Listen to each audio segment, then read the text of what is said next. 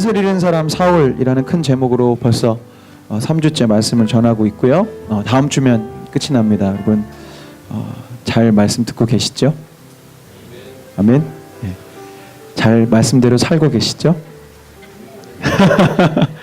정직한 우리 아름다운 주님의 교회, 그 정직함을 부끄럽지 않게 드러내는 그날이 오기를 정말 소망합니다. 아멘. 말씀을 잘 듣는 것도 중요해요. 맞습니다. 저도 마찬가지. 예배 자리에 이렇게 오면 앉아만 있지 마음과 생각이 딴 데 있을 경우가 분명히 많이 있습니다. 특별히 제 마음이 예배해야지라는 마음을 먹지 않았을 때, 저도 목회자이기 때문에, 사역자이기 때문에 여기저기 어떻게 보면 제가 많이 신경 쓰지 않아도 되고 또 억지로 가게 되는 그런 예배 모임들이 있지 않겠어요? 뭐 교단의 모임이 있을 수 있고. 대본에 그때 제 태도가 어떠냐면 설교 시간에 핸드폰을 만지작거리거나 뭔가 계속 뭐 나눠준 종이를 계속 보고 있거나 합니다. 무슨 소리? 제 마음이 정해져 있지 않은 거예요. 난 여기 억지로 왔고 와야 되니까 왔고 굳이 설교 듣고 예배 드릴 생각이 없으니까 자리는 앉아 있고 내 몸은 와 있지만 내 마음과 생각 전혀 다른 곳에 있는데 부디 그런 안타까운 모습이 우리 이 모임 가운데 없기를 바랍니다. 그러나 더 중요한 것은 잘 듣는 것, 그거 자체가 예배가 끝이 된 것은 아닌 것을 우리 누누이 말씀드렸잖아요. 잘 듣는 것도 물론 너무나 소중한 것이고 집중해서 하나님 말씀 앞에 내가 귀를 기울이는 것도 물론 너무 중요하지만 그것은 시작에 불과하고 50%만 한 것입니다. 이제는 내가 그것을 어떻게 살아낼 것인지, 다 완전하게 하나님의 말씀을 지키지 못한다 할지라도 내가 말씀을 듣기 전과 후에서 나의 삶에 어떠한 변화들이 일어날 것인지에 대한 좀 각오를 가지고 좀 말씀 앞에 쓰셨으면 좋겠어요. 아멘. 네. 그런 마음으로 오늘 사울의 이제 모습을 또 한번 살펴볼 텐데, 뜻을 잃은 사람의 삶의 방식이라는 제목으로 자기 힘으로 살기 이렇게 되어 있습니다. 저는 초등학교 5학년 때 탁구 학원에 다녔습니다. 탁구 학원. 네. 학원은 아니고 사실 탁구를 배우러 다닌 거죠. 동네에 탁구장이 있었는데 그 탁구장 친구들이 그 탁구장에 이제 탁구를 배우러 다니는 거였어요. 그래서 저도 어머니에게 나도 탁구를 배우고 싶다. 근데 참 감사하게도 저희 엄마가 뭐 영어학원, 수학학원 이런 거는 안 보내셨는데 탁구 배우겠다니까 보내주시더라고요. 그래서 탁구를 배우러 갔습니다. 근데 탁구를 좀 치신 분들은 아시겠지만 이렇게 이거를 파라고 하는데, 처음에 갔더니 저는 친구들은 다 막 연습 게임을 하고 있어요. 이제 저희 같은 반 친구들은. 근데 관장님이 저한테는 게임을 못하게 하고 이만한 그 국수 삶을 때 쓰는 소쿠리 있죠. 큰 소쿠리. 막 큰 교회에서 설거지 할 때 쓰는 그 큰 소쿠리에 한 이만큼 산처럼 쌓여 있는 탁구공 바구 이 소쿠리를 딱 주시더니 계속 톡 탁 혼자 이걸만 계속 이것만 하라는 거예요. 1시간 내내. 네. 그래서 저쪽에는 이렇게 망이 쳐져 있는 그런 또 도구를 또 만들어서 치면 저쪽 소쿠리에 또 제가 넣었던 공들이 쌓여 있고, 그럼 다시 그걸 갖고 와서 또 계속 1시간 내내 계속 이 스윙 연습만 계속 하는 겁니다. 그래서 한 달 꼬박꼬박 그렇게 게임도 못하고 저는 그 연습만 계속 한 거예요. 계속 했습니다. 그리고 드디어 한 달이 지났어요. 이제 한 달 만에 연습 게임을 하게 됐습니다. 그토록 기다리던 연습 게임을 제가 하게 됐는데, 지난 한 달은 제가 뭐 했어요? 매일 게임을 하나도 못하고, 저 혼자 아무도 놀아주지 않고, 저 혼자 저쪽 구석에서 톡 제가 떨어뜨리고 치고 이것만 계속 했어요. 얼마나 연습을 많이 했겠습니까? 제가 하루에 600번씩 더 했을 텐데. 근데 게임이 딱 시작되고 나니까 저쪽에서 굉장히 저에게 위협적인 공이 왔을 때 제 모습이 어땠을까요? 과연 연습한 대로 나왔을까요? 아니죠. 이렇게. 네. 저는 다시 한 달간 파 연습만. 네, 관장님이 너는 아직 게임을 뛸 준비가 되지 않았다. 그래서 다시 한 달 동안 그 연습했던 기억이 납니다. 제가 왜 이야기를 드리냐면, 우리 몸에 굳어져 있는 옛 삶의 방식은 연습을 계속하고 또 평범하고 또 혼자 할 때는 잘 되는 것 같지만, 갑자기 위급한 상황이나 문제가 닥쳐왔을 때 여지없이 충분히 연습되지 않고 그것이 나의 것이 되지 않았다면 다시 옛 모습이 드러나기 마련한 이야기를 좀 제가 드리고 싶어서 그랬습니다. 오늘 말씀의 주인공인 사울에게 위급한 상황이 하나 생겨나죠. 그것은 바로 골리앗이라는 문제였습니다. 근데 이 골리앗이라는 문제 상황 앞에서 사울이 택했던 방식이 오늘 우리가 읽었던 구절에 나타나 있어요. 25절 제가 다시 한번 읽어보겠습니다. 저기 올라온 저자를 좀 보게 군인들이 서로 말하였다. 또 올라와서 이스라엘을 모욕하고 있어. 임금님은 사울 왕이죠. 사울 왕은 누구든지 저 자를 죽이면 많은 상을 내리실 뿐만 아니라 임금님의 서위로 삼으시고 그의 집안에는 모든 세금을 면제해 주시겠다고 하셨네 라고 기록되어 있습니다. 17장이 딱 되면 블레셋의 장수로서 싸움 도두는 자의 역할을 감당하는 골리앗이 나오는데, 아시다시피 골리앗이 어마어마하게 키가 크고 몸집이 크고 그가 보여주는 어떤 그런 모습들은 쉽게 이스라엘이 앞으로 나아갈 수 없는 아주 무시무시한 존재였죠. 그런데 지금 그 골리앗이라는 문제를 사울이 무엇으로 하려고 하고 있나요? 자기의 힘으로 해결하고 있습니다. 근데 이 힘이라는 게 사울 스스로 가진 용기나 믿음이나 뭐 이런 게 아니었죠. 사울은 지금 왕으로서 자기가 가진 돈과 권력으로 문제를 해결하고 하고 있습니다. 돈과 권력으로 사람을 사려고 한 것입니다. 저 골리앗과 대항해서 누군가 나와서 싸워줘야 되는데 누가 나갈 거냐? 자, 이스라엘 군사들아, 나에게 돈이 있고 권력이 있다.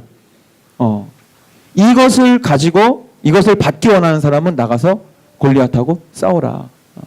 그걸 지금 제안하고 있잖아요. 많은 상을 내리시고 임금님의 서위로 삼으시고 권력을 주겠다는 거죠. 그리고 집안의 모든 세금을 면제해 줄게. 골리앗이 등장하는 이 사무엘상 17장 어디에서도 사울 왕이 하나님을 찾았다거나 하나님께 기도했다는 장면은 전혀 나타나지 않습니다. 위기 상황 앞에서 사울은 그저 자기가 살아온 방식대로 자기가 해왔던 대로 대처했을 뿐이었죠.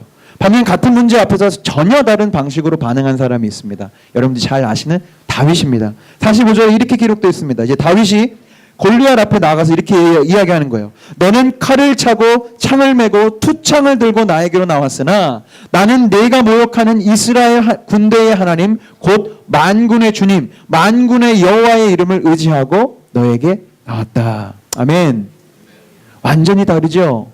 다윗은 자기의 힘을 방법으로 삼지 않았습니다. 물론 자기의 힘도 없었습니다.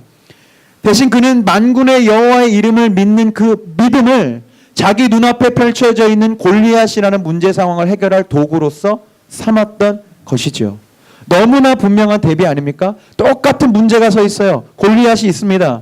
그런데 사울 왕은 자기의 돈, 자기의 딸, 자기의 권력을 가지고 문제를 해결하려고 하고 있고, 다윗은 그 동일한 문제 앞에서 여호와를 믿는 믿음을 가지고 나가고 있는 것이죠. 문제 앞에서 한 사람은 자기 힘을, 한 사람은 하나님을 의지합니다. 그런데 이런 이 극명한 대조가 단지 사울과 다윗의 모습뿐입니까? 그렇지 않습니다. 이 엄청난 양극단의 모습은 바로 우리들, 저의 모습입니다. 우리가 살아가는 하루하루 그 하루 속에서 만나는 많은 문제와 위기들이 있습니다. 어떤 것은 큰 위기일 수도 있고 어떤 것은 정말 작은 문제일 수도 있습니다. 근데 우리는 늘 둘 중에 하나일 것입니다. 사울의 모습으로 그 문제 앞에 반응하든지 다윗의 모습으로 문제 앞에 반응하든지. 여러분은 여러분의 삶에서 끊이지 않고 발생하는 그런 크고 작은 문제들 앞에 어떻게 반응하고 계십니까? 저는 오랫동안 청년들과 함께 말씀도 나누고 또 시간을 보냈기 때문에 청년들의 3대 문제에 대해서 제가 잘 알고 있어요. 물론 저도 그 청년 시기를 거쳤고요. 뭐가 3대 문제일까요? 청년들의 3대 문제. 하나는 연애, 두 번째는 취업, 세 번째는 결혼. 뭐 연애와 결혼을 한 번에 묶으시는 분들이 있는데 그게 좀 다릅니다. 자, 이 연애와 취업과 결혼이 청년들이 고민하고 생각하고 있는 문제들입니다. 근데 여러분, 이게 무엇만 있으면 이게 문제거리가 되지 않을까요? 뭐만 있으면? 취업이요? 취업. 그렇죠? 왜 취업하려고 할까요? 다시 물을게요. 연애, 취업, 결혼, 그죠? 지금 다 문제잖아요. 고민거리고 기도 제목이고. 예전에 제가 청년부 사역을 할 때 주일 사역이 마치면 각 이제 셀마다 목장 보고서가 이렇게 옵니다. 그러면 기도 제목을 적는 게 있는데 거의 대부분 다 이거예요. 연애가 어떻고, 뭐 학점이 어떻고, 뭐 취업 준비 중인데 뭐 어렵고, 결혼 배우자를 내가 만나지 못해서 어렵고. 왜 뭐가 문제입니까? 뭐가 있으면 해결이 돼요, 여러분? 네, 아멘. 돈이죠, 돈. 왜 이렇게 너무 심각하게 여러분 가지 마십시오. 뭐만 있으면 해결돼요. 돈만 있으면 해결됩니다. 연애 돈만 있어 보세요. 문제가 될 게 뭐가 있습니까? 내가 돈이 있으면 외모 좋고 성격 좋은 여자친구 남자친구 줄을 섭니다. 줄을 서요. 네. 아니라고요? 제 주변에 그런 것 같던데. 네. 여러분 취업 그쵸 문제죠. 물론 이제 취업하는 이유가 이제 그런 돈을 벌기 위함인데 여러분 돈이 있다면 취업이 뭐가 문제가 됩니까? 내가 돈이 있는데 왜 내가 남 눈치 봐가며 일할 직장을 찾아요? 내가 하고 싶은 일 하면서 살면 되잖아요. 돈이 있다면. 세 번째 결혼. 돈만 있어 보십시오. 뭐가 문제입니까? 결혼이. 예? 집 딱 마련하고 우리 자매님도 알죠? 스드메 스튜디오 드레스 메이크업. 예? 그거 막 고민하고 이게 좋은지 저게 좋은지 뭐야 제일 좋은 거 하면 되죠. 돈이 많은데. 성아야 그치? 예. 고민했잖아요. 왜? 우린 돈이 없으니까. 근데 돈이 많다고 생각해 보세요. 고민거리가 아닙니다. 문제거리가 되지 않아요. 결혼하는 거 어렵지 않습니다. 이뿐인가요? 우리가 살아가며 겪는 대부분의 문제들은 사실 돈이 있으면 상당 부분 많은 문제들이 해결됩니다. 더 제가 예를 들지 않아도 아마 잘 아실 겁니다. 여러분 돈이라는 것이 얼마나 좋은 것이냐면 어떤 문제가 생겼을 때 가장 빠르고 간편하게 문제를 해결할 수 있는 방법이 사실 돈이에요. 우리 목사님도 광고해 주셨지만 교회에 우리 하나님의 축복으로 어린아이들이 많아지면서 공간에 대한 문제들이 생깁니다. 고민이 되고 기도 제목이 되고 걱정이 됩니다. 여러분 그러나 이거 역시도 만약에 우리가 믿음이라는 게 없다고 치면 무엇으로 해결하면 됩니까? 돈으로 해결하면 됩니다. 돈이 있다고 친다면 더 넓은 데로 가면 되고 무슨 시설을 만들면 되잖아요. 그러면 문제는 가장 빠르고 간단하게 해결될 수 있습니다.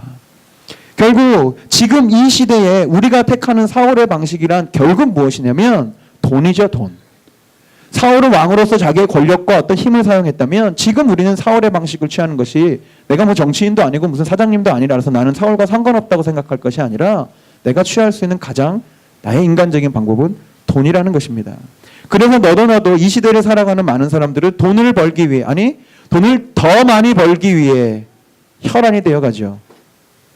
로또만이 살 길이다라는 구절 아시죠? 예. 모르세요? 예. 로또만이 살 길이다라는 구절은 오직 예수 다른 이름은 없네라는 말보다 훨씬 더 진리에 가깝습니다. 좋은 직장의 기준은 내가 그 직장에서 무엇을 할 것이냐, 어떤 일을 하면서 내가 이 사회에 유익을 줄 것이냐라는 고민보다는 같은 조건이라면 더 많은 월급과 연봉을 주는 회사가 좋은 직장의 기준이 되어집니다. 좋은 정치인의 기준은 무엇이냐? 시민의 권리를 보호하고 제도적인 불이함을 개선할 정책을 가진 사람이 아니라 당장 내 주머니를 두둑하게 해줄 그런 정치인, 그게 좋은 정치인이지 내 집값을 올려주고 내 세금을 면제해줄 그런 사람을 뽑아야 하는 거야 라고 생각하지요. 이 시대를 살아가는 대부분의 사람들의 삶의 방식은 다 돈입니다. 돈이 있어야 생존할 수 있고 돈이 있어야 행복할 수 있고 돈이 있어야 결국 내가 무언가를 할 수 있다라고 생각한다는 것이죠. 혹시 여러분도 그렇게 생각하십니까? 그래도 돈이 있어야지. 그래도 믿음만 가지고 어떻게 사나? 믿음이 밥 먹여주나?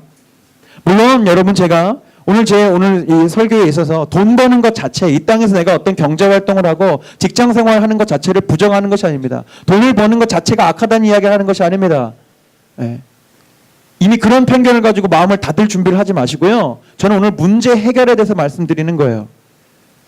우리 모두가 지금 교회는 다니고 내가 그리스도인이라고 얘기하고 심지어 나는 아름다운 주님의 교회를 다니고 있어 라는 자부심을 지니고 있다 할지라도 여러분 앞에 펼쳐지는 그게 큰 문제든 작은 문제든 내가 대번에 돈이 있으면 될 거야. 나 돈이 있으니까 걱정 없어. 돈이 곧 생길 테니까 걱정 없어. 심지어 하나님 이 문제를 해결해야 됩니다. 돈을 주십시오 라는 기도를 하고 있지는 않느냐는 얘기를 제가 여러분들에게 드리는 거예요.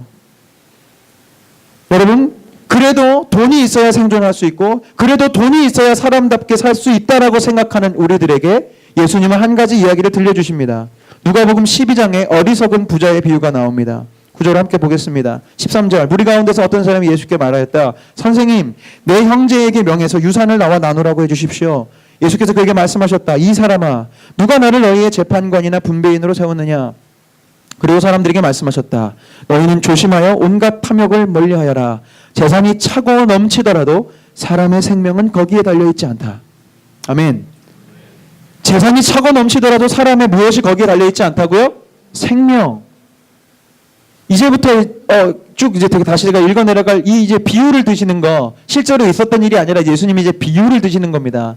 내가 소설 하나 들려줄게라고 하면서 그 소설을, 그 이야기를, 그 옛날 얘기를 들려주시기 전에 내가 왜 이 비유를 말하는지에 대해서 지금 얘기하신 거예요. 사람의 생명이 재산에 달려있지 않다는 걸 내가 알려줄게 하면서 16절입니다. 그리고 그들에게 비유를 하나 말씀하셨다. 어떤 부자가 밭에서 많은 소출을 거두었다. 그래서 그는 속으로 내 소출을 쌓아둘 곳이 없으니 어떻게 하지? 하고 궁리하였다. 그는 혼자 말하였다. 이렇게 해야겠다. 내 곡간을 헐고서 더 크게 지어야지. 내 곡식과 물건들을 다 거기다가 쌓아둘 거야. 그리고 내 영혼에게 말할 거야. 영혼아, 여러 해 동안 쓸 많은 물건을 쌓아두었으니 너는 마음 놓고 먹고 마시고 즐겨라. 그런 사람에게 하나님 말씀하신다는 거죠. 이 어리석은 사람아, 오늘 밤에 내 영혼을 내게서 도로 찾을 것이다. 그러면 내가 장만한 것들이 누구의 것이 되겠느냐. 이제 이 비유를 마치면서 예수님 이렇게 정리하시죠. 자기를 위하여는 재물을 쌓아두면서도 하나님께 대하여는 부유하지 못한 사람이 다 이와 같다. 이게 어리석은 부자의 이야기입니다. 이 비유의 핵심 주제는 아까 말씀드린 대로 예수님이 15절에서 얘기하셨습니다. 사람의 생명, 사람의 생존, 사람이 죽고 사는 것이 재산에 달려있지 않다라는 얘기를 하신 거예요. 그래서 이 비유로 들어오면 이 비유 안에서 이 부자의 문제는 무엇이었나요? 재산이 너무 많아서 쌓아둘 곳이 없었던 문제입니다. 굉장히 부러운 문제죠. 네. 돈이 너무 많아서 쌓아둘 곳이 없는 문제를 갖고 있어요. 그래서 이 사람의 해결책은 무엇이냐? 더 큰 창고를 하나 만드는 것입니다. 더 큰 창고를 만드는 거 이렇게 얘기하죠. 아까도 읽었지만 19절. 내 영혼아, 여러 해 동안 쓸 많은 물건을 쌓아두었으니 너는 마음 놓고 먹고 마시고 즐겨라. 여러 해 동안 쓸 많은 재산을 왜 모아왔어요? 왜 곡간을 늘리고 왜 재산을 지금 비축하고 있어요? 그 이유가 나와 있죠. 먹고 마시고 즐기는 것. 여러분 결국 이게 무엇인가요? 우리의 삶 그 자체입니다. 우리의 생존 그 자체입니다. 여러분 왜 사냐고 묻거든. 여러분 물론 우리 그리스도인이라 우리 사명이 있고 목적이 있겠지만 대부분 일반 사람들에게 물어보시면 왜 사니? 그냥 먹고 마시고 즐겁고 행복하게 살려고. 그래서 직장 다니지. 그래서 결혼했지. 그래서 지금 이사하지. 다 얘기하잖아요. 이 부자가 지금 대단한 이유로 재산을 모으는 게 아닙니다. 그저 우리가 지금 삶을 살아가겠다는 그 이유입니다. 내가 살아남기 위해서, 내가 생존하기 위해서, 내가 즐기기 위해서 나는 재산을 모으고 있어 라는 이야기를 하는 것이죠. 그런데 이 이야기는 어떤 일이 벌어집니까? 그렇게 흡족한 마음으로 얼마나 든든했겠어요. 먹고 마시고 즐길 것을 여러 해 동안 할 만큼 곡간을 볼 때마다 안심이다. 저렇게 많이 쌓여 있는데 내가 먹고 마시고 즐기는 일은 내가 이제 문제가 없겠구나. 얼마나 든든했겠습니까? 그때 하나님이 이렇게 말씀하시겠다는 겁니다. 너의 생명을 내가 오늘 밤 거두어 갈 것이다. 예수님 지금 뭘 말씀하시는 거라 그랬어요? 우리의 생존의 문제는 돈에 달려있는 것이 아니고 하나님께 달려있다는 것을 알려주신 겁니다. 아멘? 비유지만 사실 우리가 사는 삶이 다 그렇지 않습니까? 지금 이건희 회장이 지금 저기 가까운 삼성의료원에 누워 있잖아요. 제가 들었는데 73세밖에 안 됐대요. 저는 그보다 훨씬 나이가 많을 줄 알았어요. 여러분 그렇게 돈이 많으면 뭐합니까? 몸의 건강에 문제가 오면 들어 누울 수밖에 없는 것이 우리 인간의 존재입니다. 아무리 돈이 많고 권력이 많아도 하나님 내 생명 오늘 밤에 거두어 가시면 그것으로 끝이에요. 이게 단지 그냥 우리의 상상이 아닙니다. 오늘 수요예배 오신 분들은 들으셨겠지만 하나님께서 우리로 하여금 접근하지 못하게 했던 나무가 두 가지가 있었습니다. 동산 중앙에. 하나는 선악을 알게 하는 나무였고 또 하나는 무엇이었죠? 생명나무입니다. 그래서 우리가 신학적으로 고민하고 생각을 정리해 본다면 무엇이냐? 우리에게는 권한이 없다는 거예요. 무엇에 대한 권한? 생명에 대한 권한이 없다는 겁니다. 그 생명에 대한 권한은 누구만 갖고 계시냐면 하나님만이 갖고 계십니다. 우리가 죽고 사는 것이 하나님 손에 달려있다는 것이에요. 우리의 손에 달려있지 않습니다. 이것을 믿으셔야 합니다. 우리가 왜 돈 하면서 삽니까? 우리의 생존이, 우리의 생명이 누구 손에 달려있다고 생각하고 있어요? 내 손에 달려있다고 생각하기 때문에 그래서 이 문제를 하나님이 아닌 돈으로, 하나님이 아닌 다른 방법으로 해결하려고 한 것이죠. 제가 여러분에게 담대히 선포합니다. 하나님이 여러분들을 살리시기로 마음먹고 계시다면요, 여러분 지금 당장 먹을 양식이 없어도 여러분은 살 수 있습니다. 반드시 하나님 방법을 주실 겁니다. 이 땅에서 맡기실 사명이 아직 남아 있다면 하나님 반드시 나에게 살아남아서 주님의 일을 할 수 있는 방법들과 그런 길들을 주실 것입니다. 사울은 이것을 몰랐고 다윗은 이것을 알았습니다. 왜요? 다윗은 목동이었어요. 자기가 골리앗을 치러 나갈 때 사울 왕이 이렇게 걱정하면서 약간 비웃듯이 걱정하죠. 야, 넌 아직도 내가 얼굴이 붉은 소년인데 어떻게 나가려고 하냐. 그때 얘기해요. 내가 아버지의 양을 기르면서 곰과 사자가 나를 공격해 올 때마다 여호와께서 나를 지켜주셨습니다. 하물며 저 할례 받지 못한, 저 짐승받아 못한 저 골리앗을 앞에서 하나님 나를 지키지 않으실 이유가 없다라는 얘기를 하는 것이죠. 다윗이 인간적인 용맹함이 뛰어나서 그 앞에 나가지 않았습니다. 다윗은 경험이 있었던 거예요. 내 생명, 내 목숨은 나의 능력, 나의 돌팔매질이나 어떤 빠른 달리기가 지켜주는 것이 아니라 하나님이 지켜주시는 거구나. 그렇죠. 우리는 제가 어렸을 때 다윗과 골리앗 그 만화 영화를 봐가지고 다윗이 굉장히 유능하게 곰과 사자를 무찌르는 장면을 봐서 다윗은 그냥 원래 그렇게 잘 싸울 것이라 생각했어요. 엊그제도 저희 아이들을 데리고 에버랜드를 잠깐 다녀왔는데 거기 가면 사파리가 있습니다. 여러분, 곰과 사자를 눈앞에서 볼 수 있습니다. 제가 무슨 얘기 하려고 아시죠? 사파리 차 아니니까 제가 여유 있게 보고 있지. 제가 거기서 내렸다 그러면 돌팔매질을 어떻게 하고 있어요? 그냥 하나님 오늘 천국 가겠습니다 이렇게 해야죠. 다윗은 알았던 거예요. 자기가 이걸 잘 던져서가 아니고 하나님이 나를 지키시는구나. 내 생존과 내 생명은 하나님 손에 달려있구나 아니까, 그러니까 골리앗 앞에 나갈 수 있었고, 그러니까 그 앞에서 믿음이라는 방법을 사용했던 것이죠.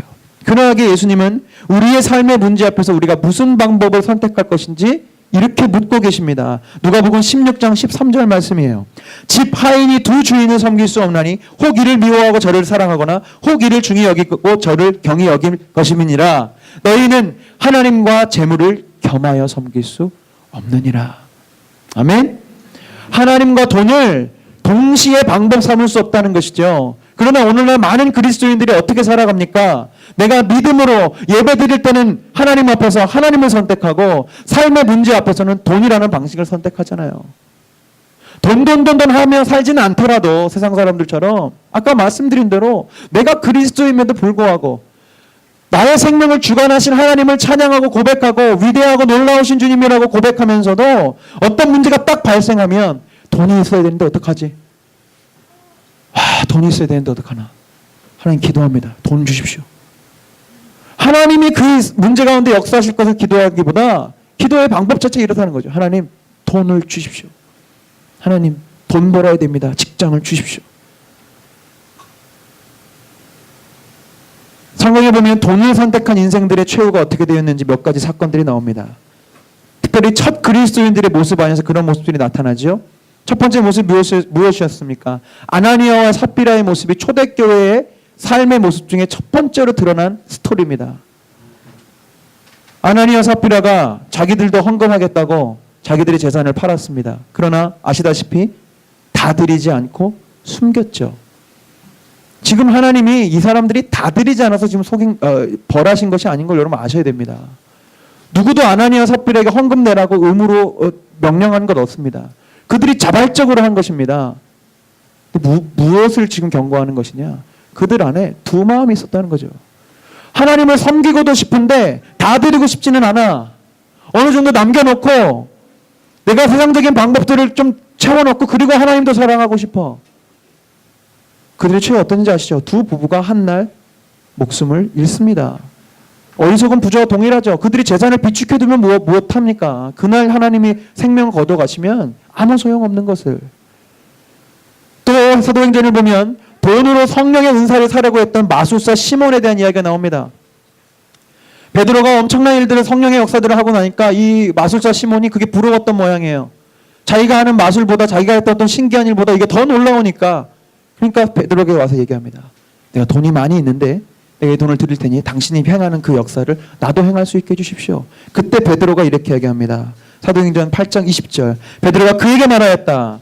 그대가 하나님의 선물을 돈으로 사려고 생각하였으니 그대는 그 돈과 함께 망할 것이요.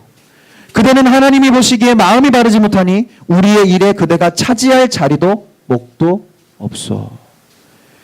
여러분, 성경이 무엇이라고 얘기합니까? 돈을 가지고 문제를 해결하는 인생은 결국 그 돈과 함께 망할 것이라고 성경이 결론 짓습니다. 예수님의 제자가 되지 못한 부자 청년도 마찬가지였습니다. 어느 날 부자 청년이고 젊은 나이에도 불구하고 자기 재력 때문에 그랬는지 그 관리의 자리에 있었던 아주 힘도 가지고 있었던 권력도 가지고 있었던 청년이 예수님 앞에 나옵니다. 그러면서 예수님, 나도 당신의 제자가 되고 싶습니다라고 예수님께 요청하죠. 그 예수님 말씀하십니다. 너가 계명을 다 지켰느냐? 그때 당당히 얘기합니다. 내가 그 모든 계명들을 어려서부터 지켰습니다. 예수님 말씀을 사랑스러운 눈빛을 바라보시면서 참 귀하다. 그러면 네가 지금 가지고 있는 재산들을 다 모든 사람에게 나눠주고 그 다음 나를 따라라. 이 사람은 어디서 무너졌어요? 바로 여기서 무너졌습니다. 계명도 다 지키고 심지어 내가 권력도 갖고 있고 부자였지만 나도 예수님의 제자가 되고 싶어 하고 나왔는데 예수님 딱 하나 요청하시거든요. 그거를 막 시험하시려고 요청하신 게 아니에요. 성경에 보면 마가복음에 보면 사랑하시면서 물어보셨거든요. 너무 그 청년 귀하니까. 그래? 그러면 이제 나 따라올 거니까 너가 나를 선택한다면 네가 그 재산 갖고 있는 게 아무 소용없거든. 다 가난한 사람 나눠주고 나랑 같이 가자. 성경에 보니까 그가 어떻게 돌아갔느냐? 근심하며 돌아갑니다. 그런 그에게 예수님이 그가 가고 난 뒤에 제자들에게 예수님이 이렇게 얘기하시죠. 누가복음 18장에 예수께서는 그가 근심에 사로잡힌 것을 보시고 말씀하십니다. 재물을 가진 사람이 하나님 나라에 들어가기는 참으로 어렵다. 예전 우리 개역개정성은 뭐예요? 부자가 천국에 들어가기가 이만큼 어렵다. 그래서 많은 구절들 속에서 해석들 속에서 늘 착각했죠. 아, 천국에 가려면 부자가 돼서는 안 되는구나. 가난해져야 되구나. 그런데 그런 말이 아닙니다. 여기 세 번역에 있잖아요.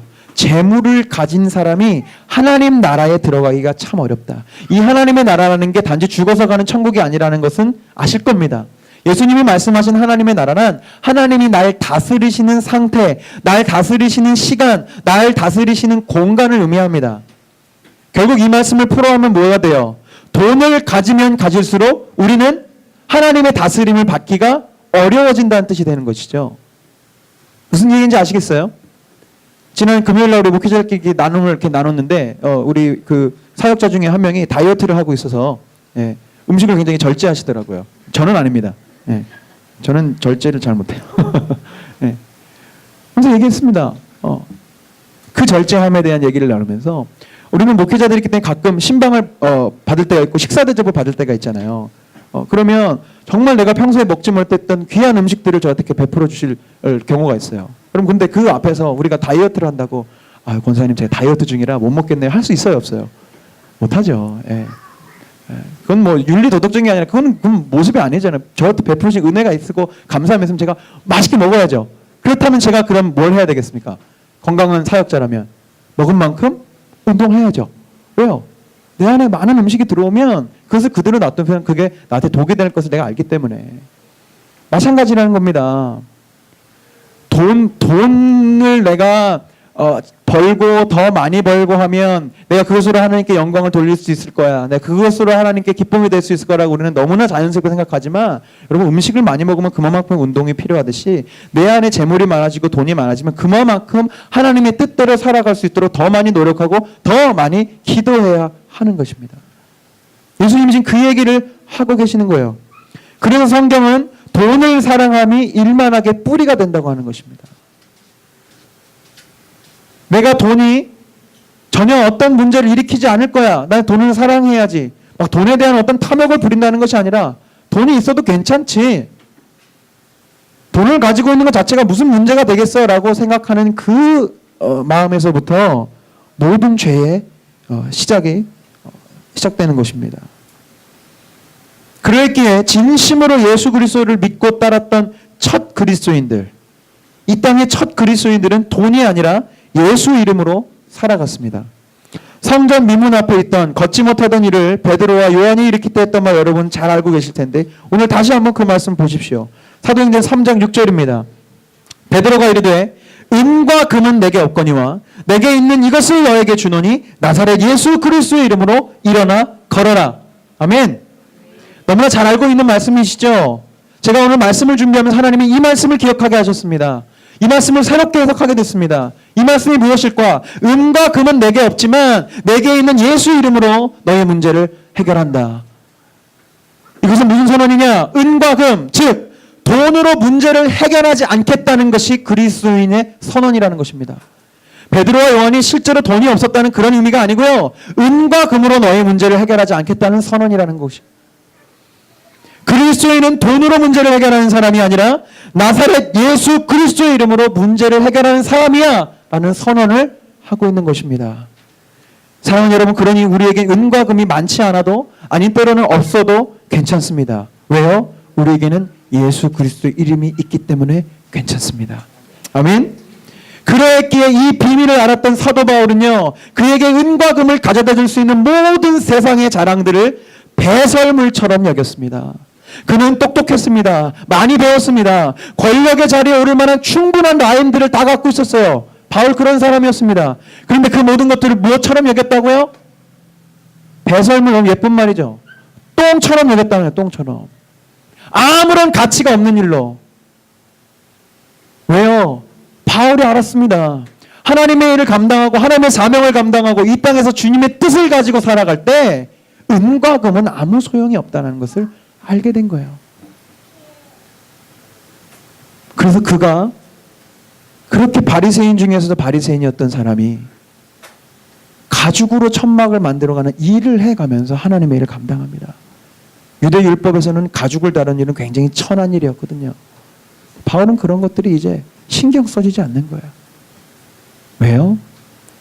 예수 그리스도를 내가 알고 있고 예수 그리스도의 능력과 예수 그리스도의 생명이 내 안에 흐르고 있다는 것을 누구보다도 바울은 배워서 한 것이 아니라 정말 다윗처럼 경험해서 알았기 때문에 이 세상의 방식으로 문제를 해결하지 않았던 것이죠. 말씀을 정리하겠습니다. 여러분, 뜻을 잃어버린 사울은, 즉 이제 하나님을 잃어버렸어요. 하나님도 사울을 버리셨고요.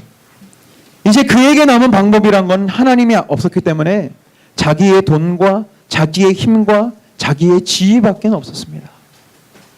결국 그의 인생은 죽는 날까지 불만족과 두려움 그 자체였어요. 그럼 사울 아시잖아요. 사울이 가진 게 얼마나 많았습니까? 왕이었습니다. 왕이었어요. 왕. 한 나라의 왕이었어요. 적어도 우리들보다는 잘 먹고 잘 살았을 거예요. 즐길 것도 많았겠죠. 그러나 그가 행복했습니까? 그가 하나님 안에서 평안했습니까? 아니죠. 우리는 알고 있잖아요. 그는 모든 것을 가졌지만 아무것도 가지지 못한 사람 마냥 늘 시기와 질투와 분노와 두려움 속에 헤매다 죽었습니다. 여러분, 내 인생 내 힘으로 살아야 돼. 내 문제 내 돈으로 해결해야 돼 라고 생각하는 사람은요, 이 뜻을 잃어버린 사울 왕처럼 죽는 순간까지 힘만 들이다 죽는 거예요. 마치 다람쥐가 목적도 없이 쳇바퀴를 돌리다가 그저 지쳐 쓰러져 죽는 것처럼 내가 왜 힘든지도 모른 채, 내가 지금 뭐 하고 있는지도 모른 채 우리는 그렇게 지쳐 쓰러지는 겁니다. 왜 우리가 세상 사람들에게, 여러분들에게, 이웃과 동료들에게 복음을 전해야 될까요? 예수 믿고 천국 가야 돼서요? 물론 그 이유도 있지만 그들이 지금 그런 노예 같은 상황 가운데 살고 있기 때문에 그렇습니다. 복음이 무엇입니까? 내 생명을 주님께서 지키시고 보호하시고 내 삶을 하나님의 삶으로 인도하시겠다는 게 복음이잖아요. 그러므로 너희는 무엇을 마실까, 무엇을 먹을까, 무엇을 입을까 걱정하고 염려하지 말아라. 이것은 세상 사람들이 하는 염려고 너는 하나님의 나라와 그 의를 걱정하며 살아라. 그래서 우린 복음 전해야 합니다. 너 그런 다람쥐가 쳇바퀴 돌듯이 그 우리 안에 갇혀서 그저 네 힘대로 네 방법대로 네 생명 지키려고 하는 그런 헛된 몸부림을 그만두고 생명은 주님 손에 달렸으니 이제 주님을 위해서, 주님의 기쁨을 위해서 우리 살아가자 라는 이야기가 전도죠. 그러나 다윗은 돈도 없고 백도 없고 사람들의 인정도 없었지만 다윗은 여호와 하나님만 의지하며 살았습니다. 결국 그의 인생은 하나님과 영원토록 동행하는 삶이었으며 감사와 찬송이 넘치는 삶이었습니다. 사울에게 쫓김을 당하는 중에도, 자기 아들 압살롬에게 쫓김을 당하는 중에도 어렵고 힘들었지만 그에게는 찬송이 있었어요. 때로는 그것이 눈물의 찬송이었지만 다윗의 시편이 우울함으로 맞춰지는 시편이 어디 있습니까? 고통과 문제에서 찬양이 시작됐다가도 마지막은 하나님 주는 나의 방패시오 나의 요새시 내가 나의 머리를 듭니다라는 것으로 마무리되잖아요. 왜요? 다윗에게는 자기의 권력과 자기의 방법이 아니라 여호와 하나님이라는 방법이 있었기 때문에 그 방법을 선택한 인생의 최후는 늘 이런 감사와 찬송으로 마무리되는 것입니다. 사랑하는 여러분, 여러분은 뜻을 잃은 사울처럼 돈만 의지하고 돈에 목숨 건 인생 되시렵니까? 아니면 뜻을 세운 다윗처럼 돈이 아니라 하나님께 목숨을 건 인생이 되실 것입니까? 잘 고민하십시오. 분명히 하십시오. 중간은 없습니다. 우리에게 두 주인이 있을 수 없습니다. 속지 마십시오. 사단은 계속 여러분들에게 속일 것입니다. 아나니아와 삽비라에게 말한 것처럼 너 대단한 믿음 가졌구나. 그러나 그 중에 재산 일부는 네가 가지고 있어야지. 그게 오늘날 우리가 살아가는 모습 아니에요? 하나님이 정말 은혜를 줘도 우리를 안 죽여서 그렇지, 우리가 아나니아와 삽비라처럼 죽지 않을 이유가 뭐가 있습니까? 또 예수님 믿는다고 하면서도, 예수님께 봉사하고 헌신한다고 하면서도 우리 여전히 어떤 부분의 문제들은 내 힘으로, 내 건강으로, 내 돈으로, 내 경험으로 다 해결하라고 하고 있지 않습니까? 여러분, 결코 돈과 하나님을 겸하여 섬길 수 없습니다. 여러분, 진정 그리스도인이 되기 원하신다면, 진정 다윗처럼 골리앗 앞에서 승리하시기 원하신다면 선택하셔야 됩니다. 하나님이라는 방법을, 믿음이라는 방법을 여러분들 문제 앞에서 쓰실 수 있도록 연습해야 합니다. 제가 하루에 탁구공 300개, 600개를 쳐내는 그 지루한 연습을 했던 것처럼, 왜 그런 연습을 하게 관장님이 시켰을까요? 그것이 내 것이 되지 않으면 위기 앞에서 어떤 어려운 그런 공이 넘어오면 나는 이내 곧 내 습관대로 스윙을 날려버릴 것이기 때문에, 그러면 경기에 지고 말 것이기 때문에 지루한 연습을 계속 시켰던 거예요. 여러분, 삶에서 여러분 문제가 끊이지 않고 있죠. 하나님의 은혜입니다. 아멘? 여러분의 삶에 아직도 해결되지 않은 문제가 있습니까? 은혜입니다. 하나님 지금 연습시키시는 거예요. 여러분에게 정말 중요한 어떤 그 일을 맡기실 그날까지 하나님 지금 여러분이 연습시키는 거예요. 돈이 아니라, 내 방법이 아니라 하나님을 믿는 믿음을 사용하는 것이 내 습관이 될 때까지. 사랑하는 여러분, 우리 아름다운 주님의 교회, 이 하나님의 백성 여러분들은 정말 모든 상황과 환경 속에서 주님을 선택하신 사람들이 되기를 원합니다. 종교적인 선택이 아닙니다. 아주 실제적인 선택이 돼요. 그 무엇보다도 주님을 선택하신 여러분들이 간절히 소망하고요. 우리 그 마음 담아서 결단하며 찬양해 원하는데, 주보에 있나요? 우리 나의 영원하신 기업